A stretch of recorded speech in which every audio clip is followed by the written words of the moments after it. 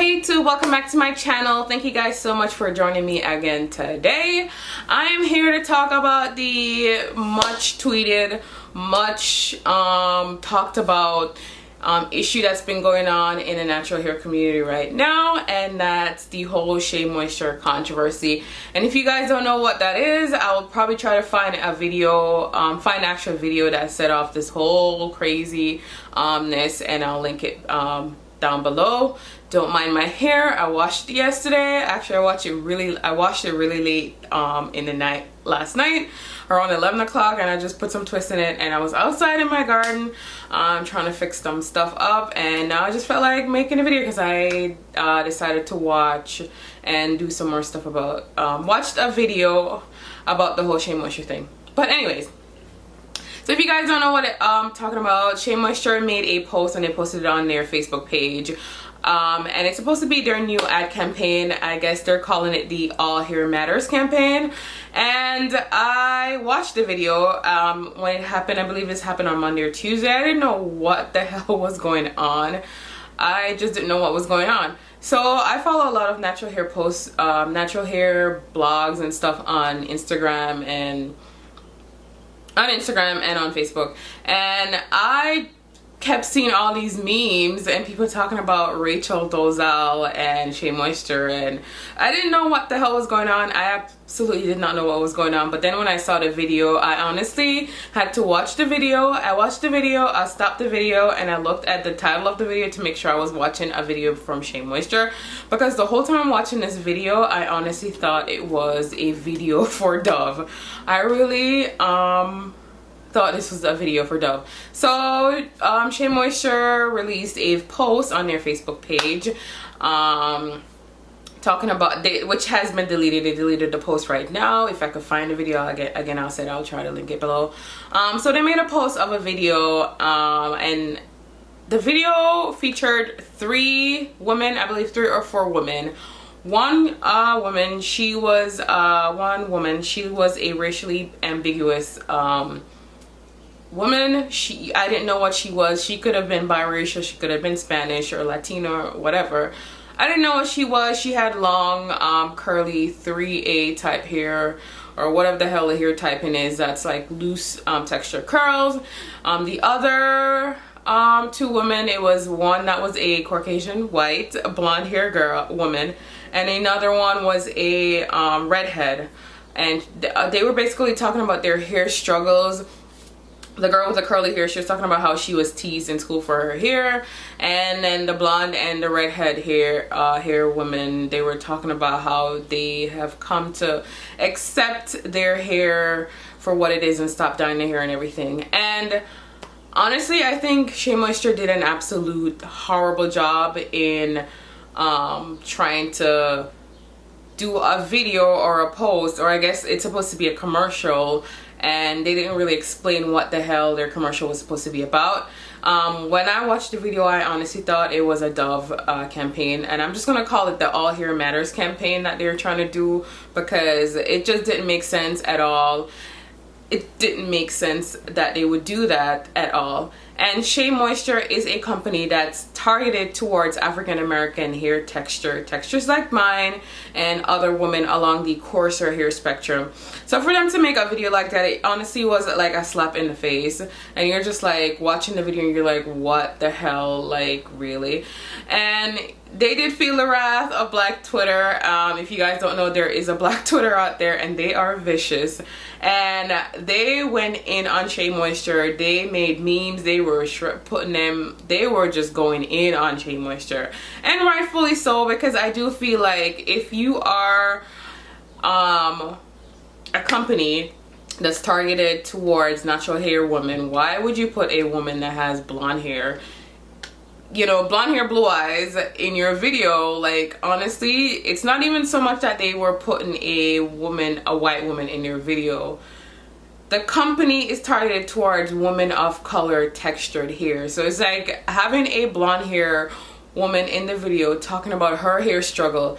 It's completely different from my hair struggle, okay? She doesn't have to go to work and deal with having to maintain or taming her hair to fit you know, this Eurocentric ideal. She doesn't have to deal with that because all she had to have to do is just wash her hair and put it in a bun and she's good. And not only that, Shea Moisture was one of the only companies to make hair products targeted to women of color back then, when most of the aisle products that were on the shelf that were for black women or ethnic hair, because that's the aisle that they like to label it as, you know, ethnic hair products, were all products that had contained heavy mineral oil or stuff that just wouldn't work for our texture hair. So I honestly felt like it was a slap in the face.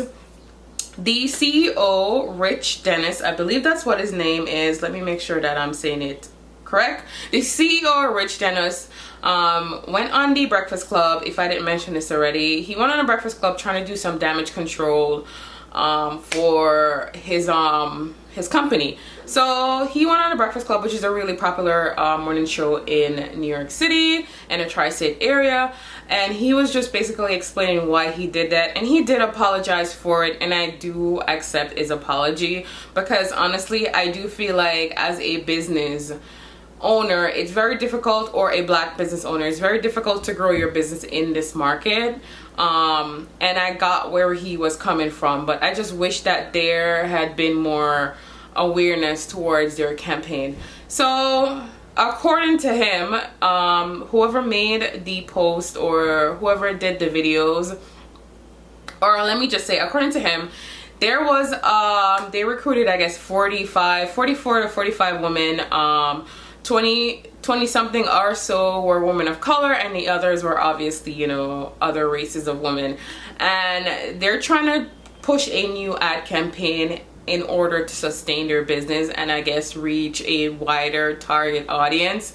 And I get that, but it's just like, you never want to offend your core target audience when you're advertising a product. So it's like, if I'm selling product for a natural hair woman, why would I want to put a woman that's like white in my video? That just doesn't make sense.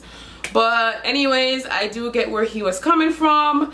I do completely understand what he was saying. He did say that most of the people that are on his marketing campaign and on his PR campaign and on his every other in his sales, he did say that people that are in his sales department and in his PR department and in his marketing department, there are a lot of women of color that are in there, but it's just really hard for me to believe that they would make such a crazy ass video like this and post it without any regard. That's something I expect from somebody that doesn't know anything about the culture or about where you are coming from, you know. So I do accept his apology, and I do understand where he was coming from, and I do know that it's very difficult trying to grow a business in this market where you're competing against Pantene and Dove, and being a black owner of a business is, you know, you're trying to reach everywhere in anywhere possible.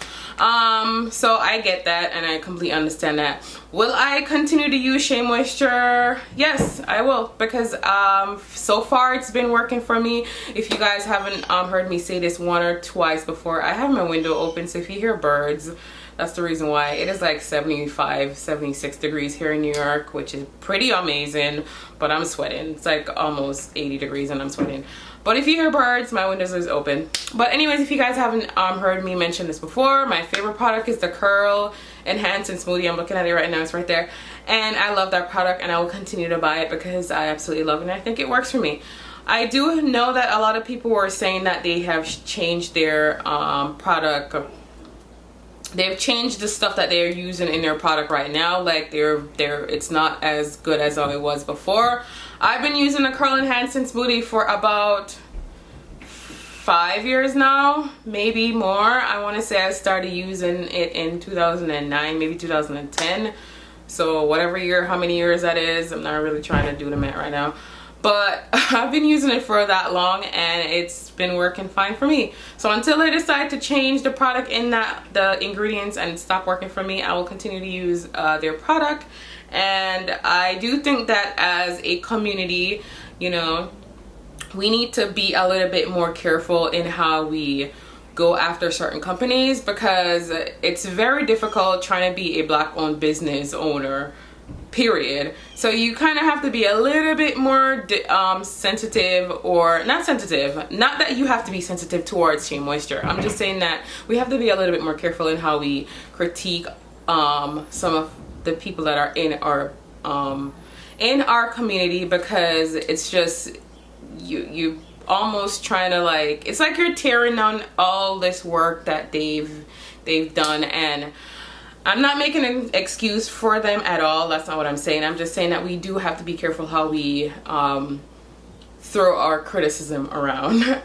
But like I said, I do see that they made an apology. I do think it's great that they're trying to grow their business, and kudos to them for being one of the only black owned businesses in the hair market right now.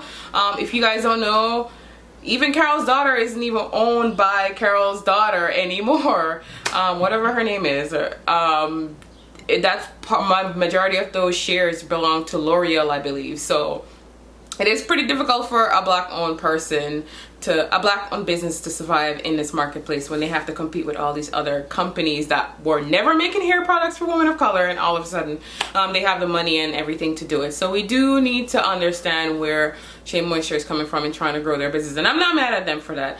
I am just saying that they need to not ever offend me again like that, because I will probably won't be so generous as to accept an apology. And yeah, I think that's about all I have to say. Like, I think that they deserved all the criticism that they're getting right now, and I think it's great that they're trying to fix their mistakes, and fix their, just trying to fix their mistakes and fix their marketing, and better explain their marketing when they're trying to push new products or trying to grow their reach and everything. But that's about it. That's all I have to say about that. So let me know what you guys think about this whole craziness. I'll try to find links of the actual video if I could find it anywhere. I'm gonna put it down below. Let me know what you guys think, and thank you guys so much for watching this video. I don't think I have anything else to say about that, except that they need to do a better job at advertising.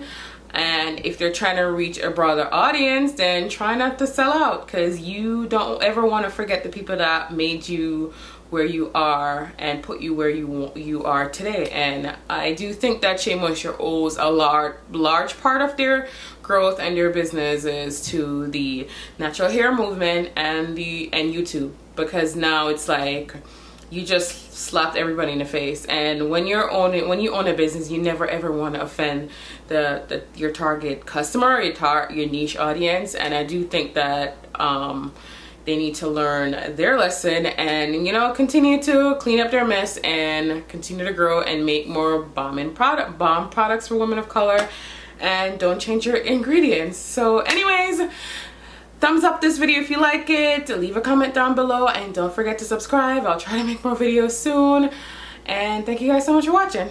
Bye.